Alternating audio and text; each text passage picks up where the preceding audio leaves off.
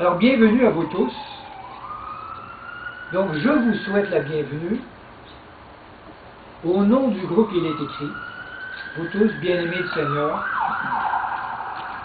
Et je sais que vous êtes ici aujourd'hui, comme le disait Sébastien, ce n'est pas un hasard. C'est parce que Dieu vous appelle à de grandes choses, n'est-ce pas? Êtes-vous conscient de ce que Dieu veut réaliser ici, maintenant, à travers nous tous? Qu'est-ce qui se passe? Évidemment, il y a des... Vous savez, Étienne, Dieu lui a ouvert le ciel et il a vu des choses qui n'est pas visible normalement à l'œil nu, et il a compris que Dieu était dans une action extraordinaire pour l'humanité. Alors cet avant-midi, on va essayer de comprendre la grandeur de la gloire de Dieu à travers nous. Mais avant de commencer, c'est très concept la petite fleur que j'ai ici. J'aimerais vous exprimer que j'aime beaucoup les fleurs. Et c'est pour ça qu'il y en a un peu ici à l'entrée et sur le bureau. C'est-tu beau les fleurs? Oui. Amen. Êtes-vous déjà demandé à quoi ça sert les fleurs?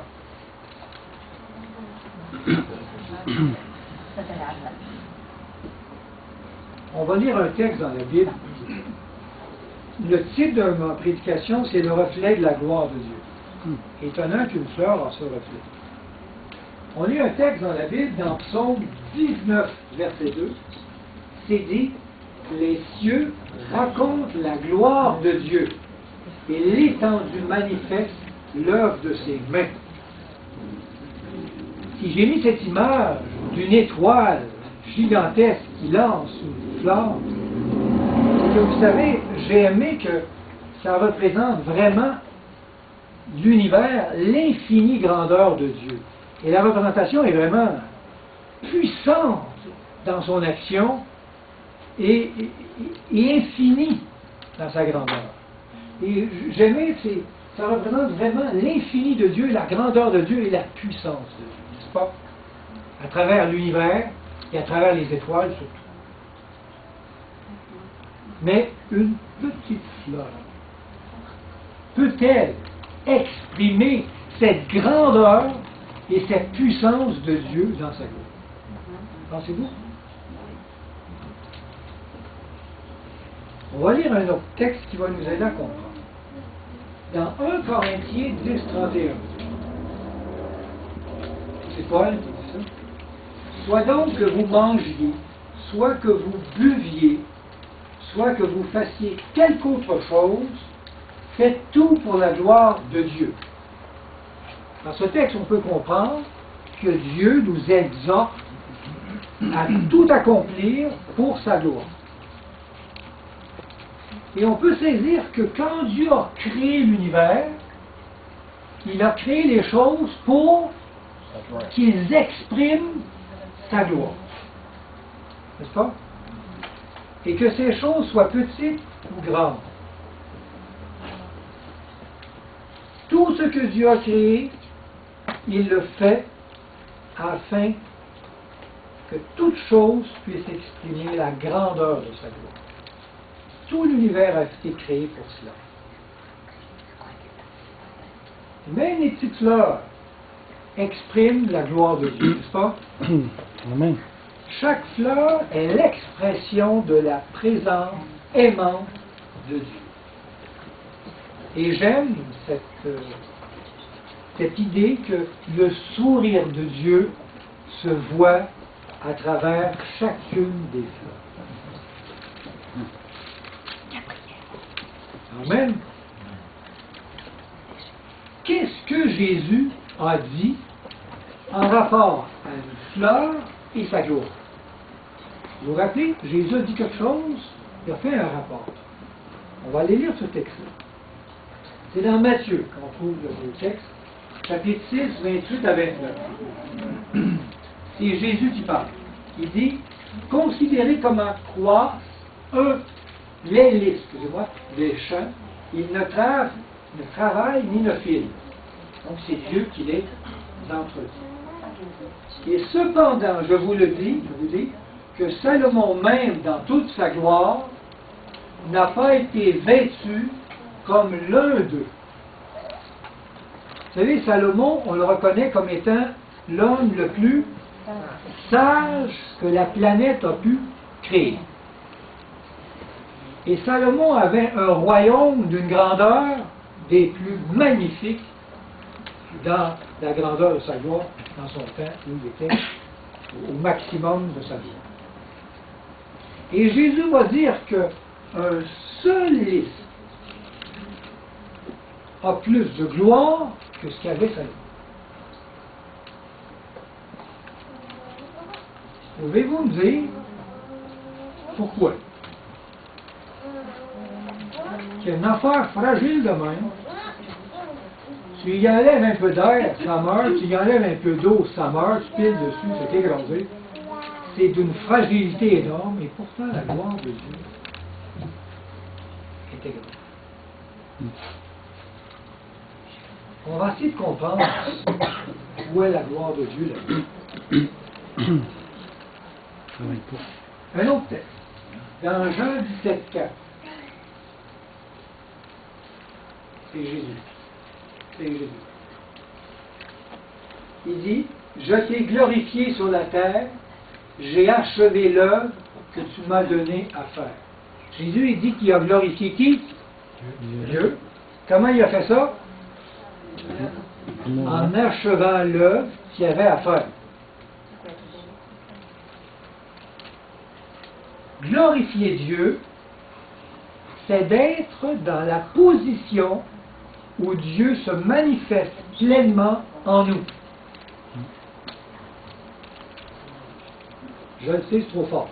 Je vais le répéter. Glorifier Dieu, c'est d'être dans la position où Dieu se manifeste pleinement en nous. Comme pour la fleur, la gloire de Dieu était à son maximum quand elle reflète parfaitement ce qu'elle doit être quand elle a été créée. Dans sa vie, Salomon n'a pas toujours fait la volonté de Dieu.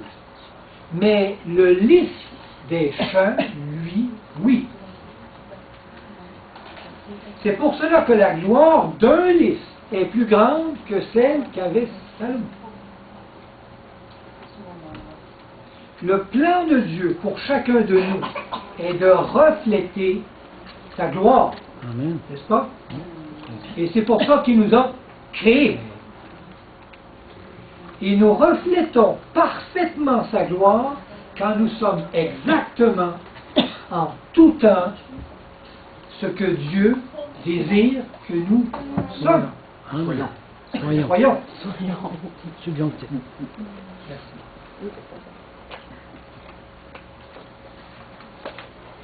On répète la phrase?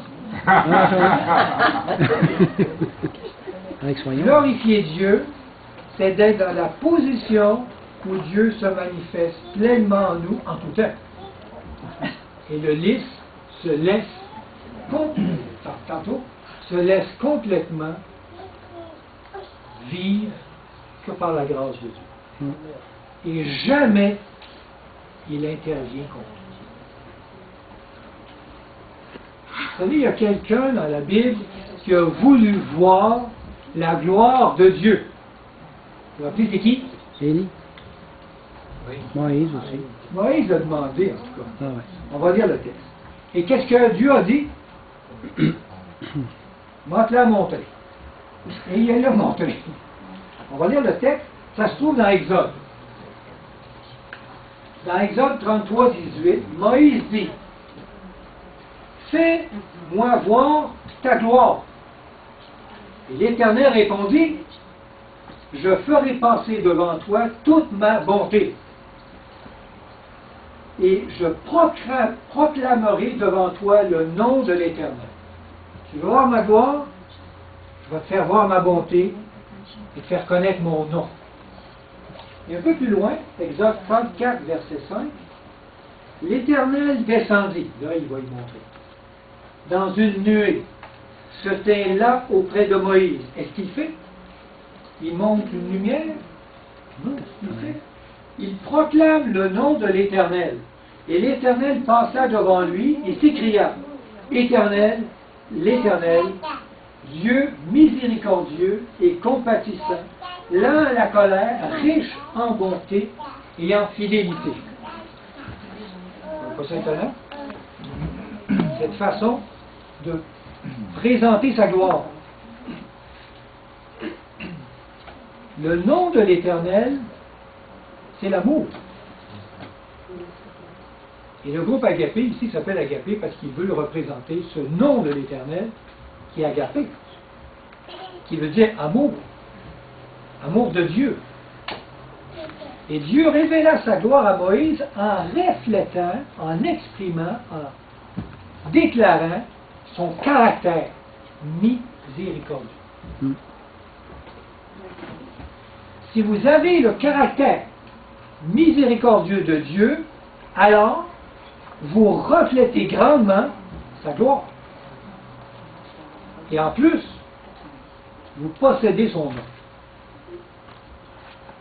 Vous savez, dans l'Apocalypse, il dit, et je lui mis mon nom sur lui, sur la cuisse, je pense. Il écrit son nom. Posséder le nom de Dieu, c'est d'avoir son caractère miséricordieux. Son caractère d'amour. Amen. Pensez-vous qu'on peut refléter cette gloire? Nous, on est vraiment distants en rapport avec Dieu. Nous, qui pécheurs. Lisons un texte. Corinthiens. 2 Corinthiens 3, 18. Nous tous, qui, le visage découvert, contemplons comme dans un miroir la gloire du Seigneur. On voit comme le visage est dans un miroir. Nous sommes transformés en la même image, de gloire en gloire, comme par le Seigneur l'Esprit. Wow! On regarde Dieu à travers comme un miroir. Vous savez, un miroir, c'est ce que tu vois. Et ce que tu vois, c'est l'image même de la gloire de Dieu, qui se transforme de plus en plus selon sa gloire. Donc, qu'est-ce qui se transforme? Notre caractère. Selon l'amour miséricordieux de Dieu. Et ça, c'est la gloire à son maximum. Comme la fleur qui s'ouvre à l'action bienveillante du soleil, c'est beau, vous allez voir, nous aussi, nous nous épanouissons dans la gloire de Dieu quand nous portons nos regards vers la lumière du caractère miséricordieux de Jésus qui s'est exprimé à la croix. Amen. Nous sommes transformés en la même image de gloire en gloire, comme par le Seigneur l'Esprit. Vous savez, la fleur, elle reste là, et elle attend, elle reçoit la lumière du soleil qui se lève le matin, et là, elle s'épanouit parce qu'elle reçoit cette lumière. Simplement en recevant cette lumière, elle change, elle se transforme, elle s'épanouit, elle devient parfaite. Et simplement en recevant la lumière de l'amour de Dieu, vous allez vous épanouir et être à votre maximum de gloire. Amen. Amen. Mais comment ça se passe? On va voir un autre texte. Dans Jean 17, 22, c'est Jésus encore qui parle. Il dit, en parlant à ses disciples, je leur ai donné la gloire que tu m'as donnée. Wow. Afin qu'ils soient comme nous sommes un. Comment ça marche? C'est Dieu qui nous la donne. Et il nous la donne dans une grandeur extraordinaire. Je leur ai donné la gloire que tu m'as donnée. Parce que Jésus avait une gloire plus que nous. Un petit peu, hein? Ben, il va nous la donner. Il nous l'a donné. Il veut nous la donner. Il nous la donne. Cette transformation de caractère est un don de Dieu. La vie de Jésus est un exemple de ce que nous pouvons être par la grâce de Dieu, par son amour. Comme pour Jésus, nous pouvons rayonner toute la gloire qu'il a lui-même manifestée. Amen! Ou wow! Votre foi est-elle assez grande, ouverte, pour croire ça? Comment ça peut se faire? Rayonner de la gloire de Dieu à ce point. Un autre texte.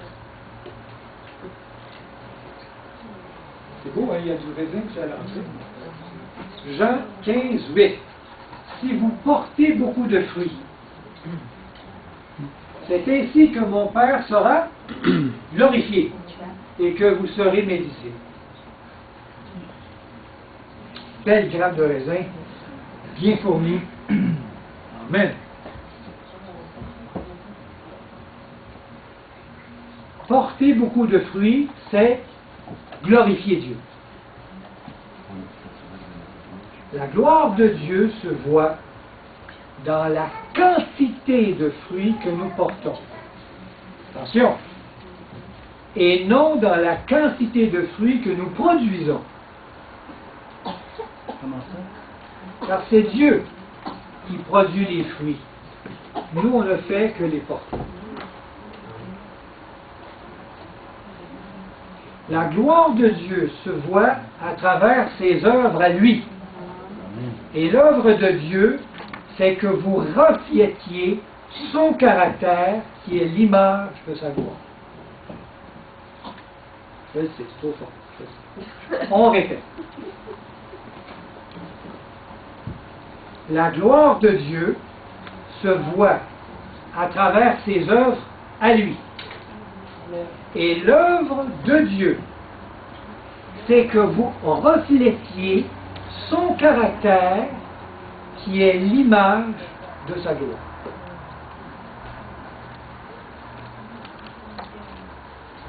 Connaissez-vous le nom de ce fruit? Agapé.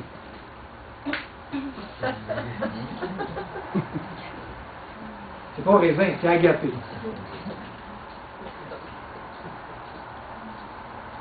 Dans Galates 2, 22, on en parle du fruit. On va découvrir ça. Le fruit de l'esprit, c'est l'agapé, l'amour. La joie, la paix, la patience, la bonté, la bienveillance, la fidélité, la douceur, la tempérance. C'est pas, ils n'ont rien dit, il faut aller à l'église, il faut donner sa dîme, il faut faire des affaires, il faut prier, ils n'ont rien dit de ça. Tout ce qui parle ici a rapport avec le caractère miséricordieux. Un caractère bon, aimable, c'est le fruit de l'esprit. Et le fruit le plus parfait, c'est l'amour de Dieu, la guerre. On dirait ici qu'il y a plusieurs fruits. Non, il y a un seul fruit, mais ils ont tous le fruit, il a des saveurs différentes. Manger un fruit, ça goûte à les oranges. Manger le même fruit, ça goûte à les kiwis. Et ainsi de suite. Ce fruit s'appelle comment? L'amour, l'agapé. Le fruit de l'esprit. L'esprit de Dieu. La qualité de ce fruit que nous devons porter, ce n'est pas... Excusez-moi. La quantité de le fruit que nous devons porter, ce n'est pas la quantité de bonnes œuvres que nous devons faire, mais c'est la quantité de bons attributs que produit un caractère à l'image de Jésus. On comprend la différence? Ils ont peut-être tout enseigné d'autres choses, mais c'est en rapport au caractère. Et chacun des attributs de ce caractère en est manifeste quand on est en relation avec Dieu. Si vous aspirez faire l'œuvre que Dieu désire réaliser en vous, alors vous devez le laisser transformer votre caractère à l'image parfaite de son Fils Jésus. Amen. Amen. Dieu vous a créé pour sa gloire. Et sa gloire se manifeste dans son caractère miséricordieux. Est-ce que Jésus faisait des bonnes œuvres?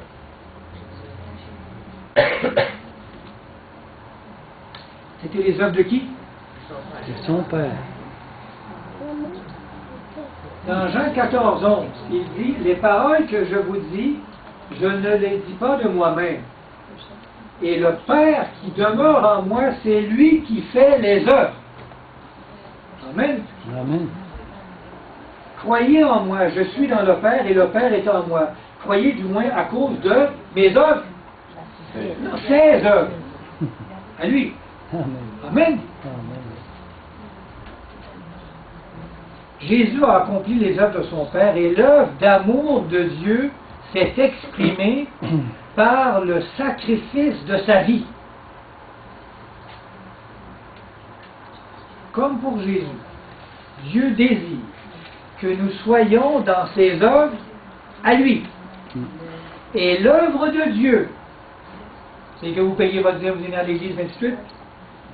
L'œuvre de Dieu, c'est que vous soyez à son image, reflétant sa gloire dans son caractère qui se donne complètement dans l'amour.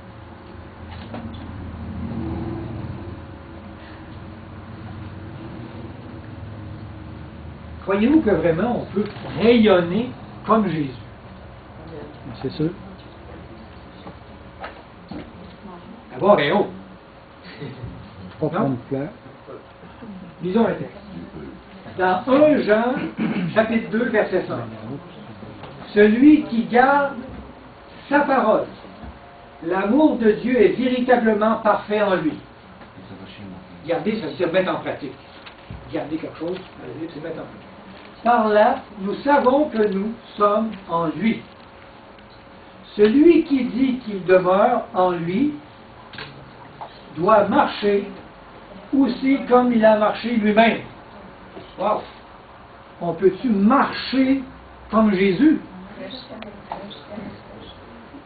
Faire des choses étonnantes, ne pas pécher, parler avec justice, guérir les malades? Sûrement. Dieu désire œuvrer en nous comme il a œuvré en son Fils Jésus. Amen. Amen. Et si Jésus était ici, wow! On dirait prendre la place, hein? J'irais m'asseoir. C'est pour ça aussi, hein? Je crois que nous avons vraiment besoin d'avoir un Jésus. Le groupe en serait vraiment renforcé, n'est-ce pas? On aurait un enseignement fort.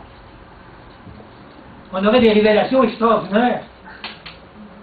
On aurait une question douteuse, on y poserait, puis, wow, on a la réponse. Il dirait peut-être, vends tout ce que tu as et viens ici moi.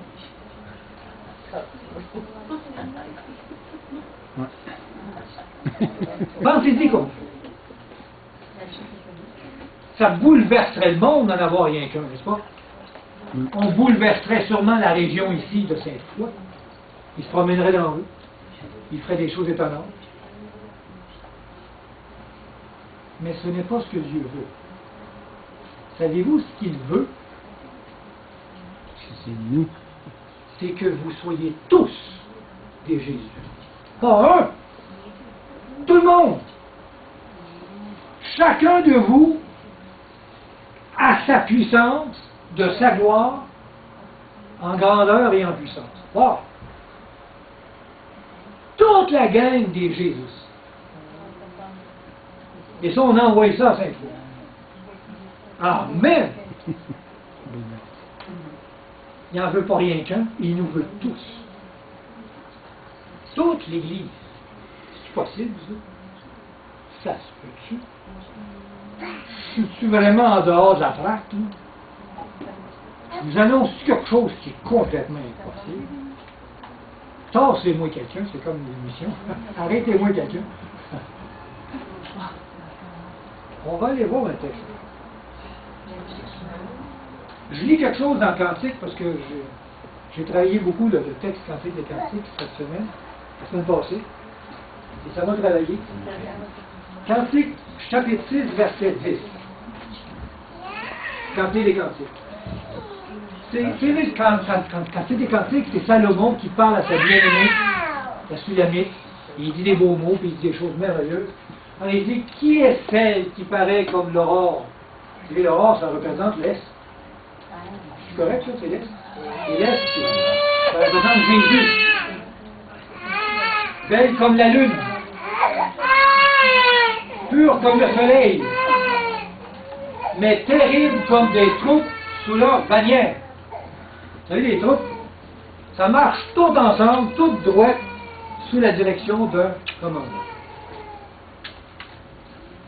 Dans ce verset, Salomon vante les mérites de sa bien-aimée, mais il est permis d'extrapoler cet éloge à l'Église triomphante de la fin.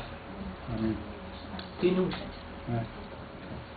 Dieu attend que son Église soit une armée de Jésus, terrible et puissante, tous sous sa direction. À ce moment, la gloire de Dieu sera à son comble. Et c'est à cela que nous sommes tous appelés, à faire partie de cette armée. Croyez-vous que cette gloire va être grande? C'est sûr. À travers son Église, tous les gens à l'image de Jésus. Qu'est-ce que dit la Bible sur la grandeur de la gloire que Dieu veut manifester à travers son Église? Apocalypse. Dans l'Apocalypse, on lit quelque chose d'étonnant. L'Apocalypse, c'est quelque chose qui va arriver. Ça prédit le futur. Chapitre 18, verset 1. C'est marqué, après cela, je vis un autre ange descendre du ciel. Il détenait un grand pouvoir. Et toute la terre fut éliminée du rayonnement de sa gloire. Agapé. Toute la terre. Pas rien que 5 fois.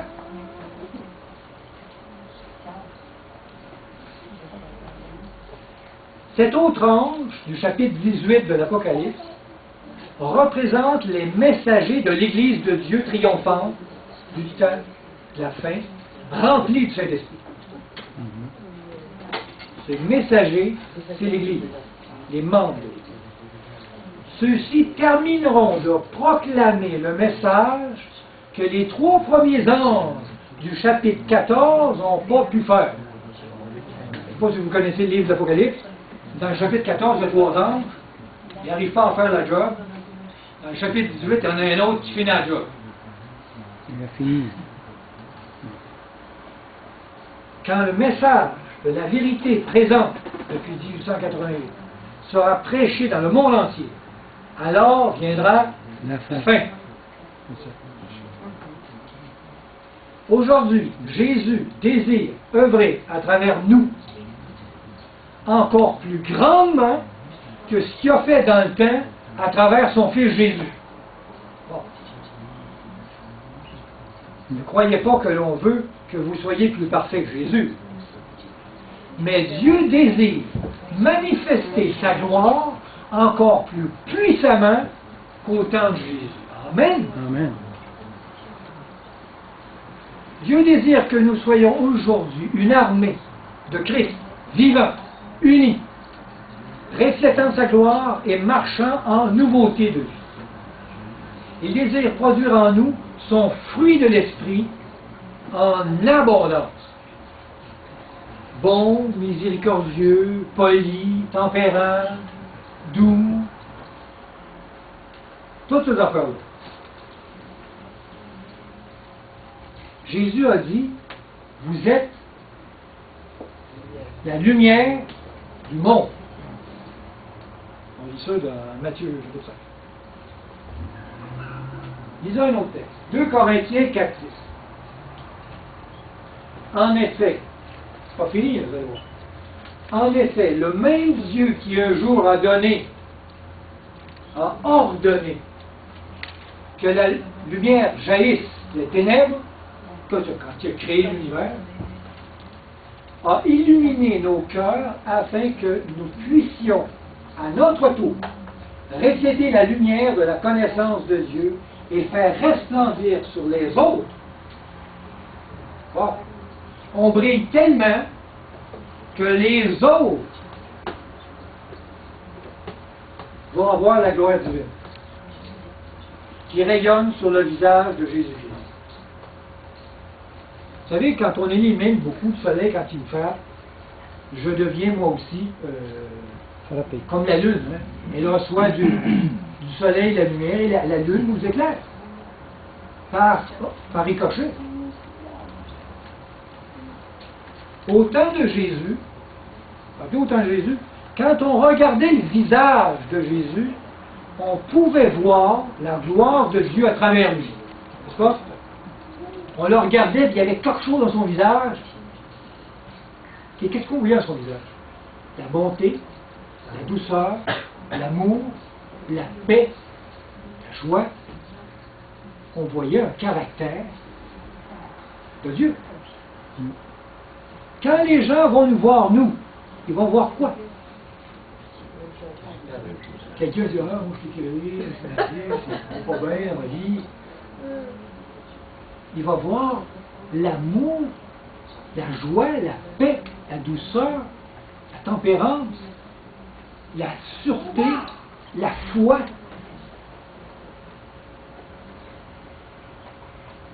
Dieu désire aussi manifester sa gloire à travers nous. Nous sommes des prismes. Vous savez, un prisme. La lumière entre et elle éclate en plein de lumière, reflétant comme un arc-en-ciel, plein de couleurs, les plus belles les unes que les autres, mais tous différents, n'est-ce pas? C'est pour ça que j'ai mis plein de fleurs, de couleurs. Ouvrons notre cœur pour faire habiter toute la lumière de Dieu en nous, à son plein éblouissement. Vous savez, quand tu prends un prisme, si tu y jettes une lumière bien rouge, qu'est-ce que ça? Non, rien de rouge. Mais c'est quand tu lui donnes une lumière blanche, la lumière de Dieu, qu'est-ce qui sort? Toutes les couleurs. Et c'est quand on a vraiment la lumière de Dieu, pure, blanche, parfaite, et en sort une panoplie de caractères bons, doux, aimables, toutes les couleurs, ça. Tempérant, juste, on les a tous. Ouvrons notre cœur pour faire habiter toute la lumière de Dieu, cette lumière blanche en nous. Son plein éclat, éblouissement, afin de refléter au monde entier toute sa gloire. Pouvez-vous exprimer, concevoir le privilège que l'on a? Vous savez, la fleur n'a pas péché. Elle n'est pas si détraquée que ça. Nous, on est... La tille dans la tête, il y a des courts-circuits, des affaires, c'est vraiment horrible.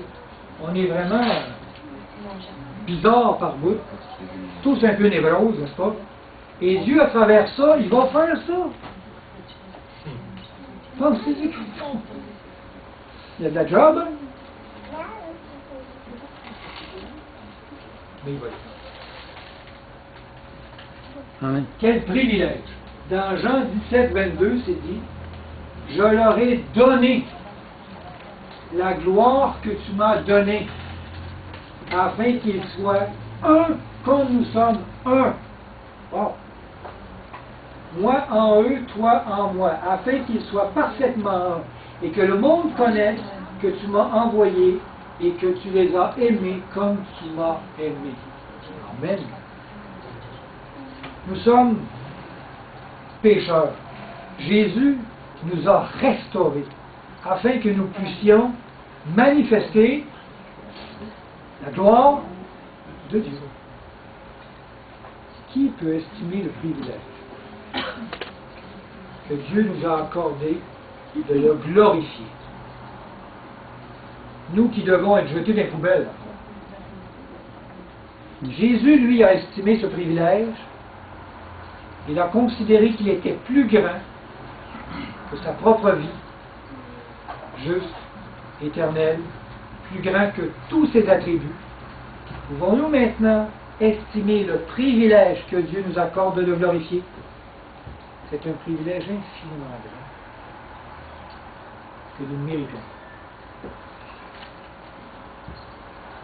Savez-vous à quel moment la gloire de Dieu, vous savez, il a créé l'univers, wow! Il a créé des étoiles, wow! Il a créé des animaux, wow! Il a créé les humains, wow! C'est même marqué, c'était très bon. Vous savez à quel moment l'univers a fait wow! Au maximum. Où on a vu la gloire de Dieu, là, wow! Il est tellement wow que ça devient aveugle pour le petit bout. Tu ne vois plus rien, c'est trop fort. L'éblouissement est trop fort. On va lire ça. On va lire ensemble. Prenons vos Bibles. On va lire une histoire. On était dans quel chapitre tantôt? Jean 12. Alors on va lire Jean 12. Mais on va lire un petit peu avant. 23. On lit ensemble, c'est une histoire fantastique sur la gloire de Dieu. On termine avec cette histoire. Jean 12, 23. Jésus leur répondit, l'heure est venue où le Fils de l'homme doit être glorifié. Continue en disant, en vérité, je vous le dis, si le grain de blé qui est tombé en terre ne meurt, il reste seul. Mais s'il meurt, il porte beaucoup de fruits. Il parle de la manière qu'on devrait porter la gloire de Dieu. Celui qui aime sa vie la perdra, mais celui qui est sa vie dans ce monde la conservera pour la vie éternelle. Si quelqu'un me sert, qu'il me suive, et là où je suis, là aussi sera mon serviteur. Si quelqu'un me sert, le Père l'honorera. Maintenant, mon âme est troublée. Que dirais-je? Père, délivre-moi de cette heure. Mais pour cela, c'est pour cela que je suis venu jusqu'à cette heure.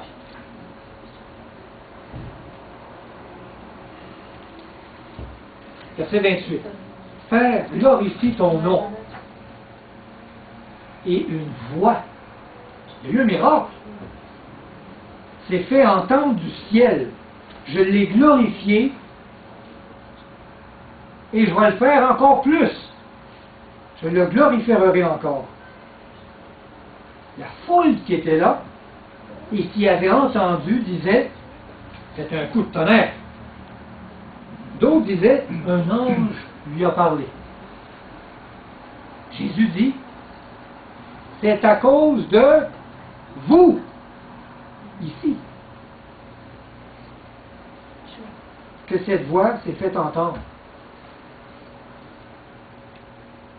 Maintenant a lieu le jugement de ce monde. Maintenant, le prince de ce monde sera jeté dehors. C'est qui ça? Satan.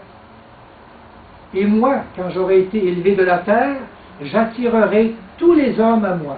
En parlant ici, il indiquait de quelle mort il devait mourir. Expérience étonnante de Jésus, ou qui est confronté en disant « Père, délivre-moi ». Et il dit « Pourtant, je suis arrivé, je suis venu pour ça. » Aujourd'hui, ici même, le Seigneur vous dit, l'heure est venue où les fils de Dieu doivent être glorifiés en Jésus-Christ. C'est vous tous. Nous tous. êtes-vous prêt à jeter dehors le prince de ce monde? Êtes-vous prêt à mourir et subir l'agonie complète de votre ego? Votre âme est-elle troublée devant cette mort à vous-même, humilié au plus bas, rejeté de tous, dénué de tout, souffrant même la haine et le mépris des chefs religieux de votre propre Église? N'avez-vous pas envie de dire, Père, délivre-moi de cette heure? Que choisissez-vous?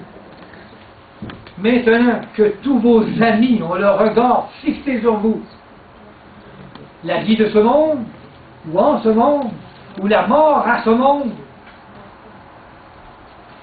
Mais, n'est-ce pas pour cela que vous êtes venus ici aujourd'hui à cette heure? Le Saint-Esprit ne vous a-t-il pas mené aujourd'hui jusqu'ici pour ça? Que répondez-vous devant cette croix que vous devez vivre? À cette position où vous devez crucifier votre ego? Allez-vous répondre, non, pas ce que je veux, mais ce que tu veux? Et après, allez-vous répondre, Père, glorifie ton nom? Et comment il va le glorifier? Comment Dieu a glorifié le nom de Jésus? Il l'a emmené à la croix. Amen. Dès ce moment, vous n'entendez pas dans votre cœur une voix venant du ciel qui vous dit, je l'ai glorifié et je le glorifierai encore. Amen. Amen. Voulez-vous glorifier Dieu? Désirez-vous vraiment que cela se produise ici aujourd'hui? Je lis une phrase. Dans Jean 14, 13, c'est marqué, « Et tout ce que vous demanderez en mon nom, je le ferai, afin que le Père soit glorifié dans le Fils. » Si vous demandez quelque chose en mon nom, je le ferai. Croyez-vous à cela? Oui.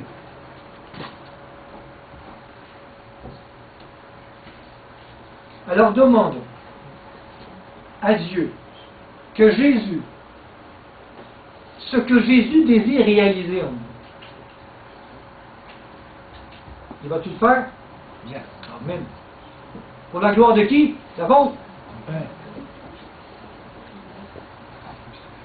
Laissons Dieu se manifester en nous. Abandonnons toute résistance et contemplons la grandeur et la puissance de la gloire de Dieu. Le désirez-vous? Amen. C'est bon. Nous le désirons. Alors on prie pour ça. Mhm. Levons-nous, on va prier pour ça.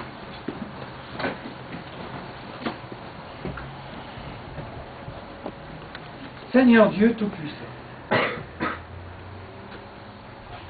nous venons à toi aujourd'hui afin que tu nous viennes au secours de notre faiblesse, de notre incrédulité. Transforme-nous à ton image, selon ta ressemblance. Aide-nous à nous abandonner complètement et totalement à toi, afin que ton Esprit Saint puisse régner dans nos vies et que ta gloire se manifeste avec puissance, pleinement. Toi en nous et nous en ton Fils Jésus-Christ, afin que tous les gens autour, contemplent ton amour manifesté en chacun d'eux. C'est par les mérites de ton Fils Jésus, Seigneur, mort à la croix, et en son nom que nous te prions. Amen. Amen. Amen. Que Dieu le bénisse.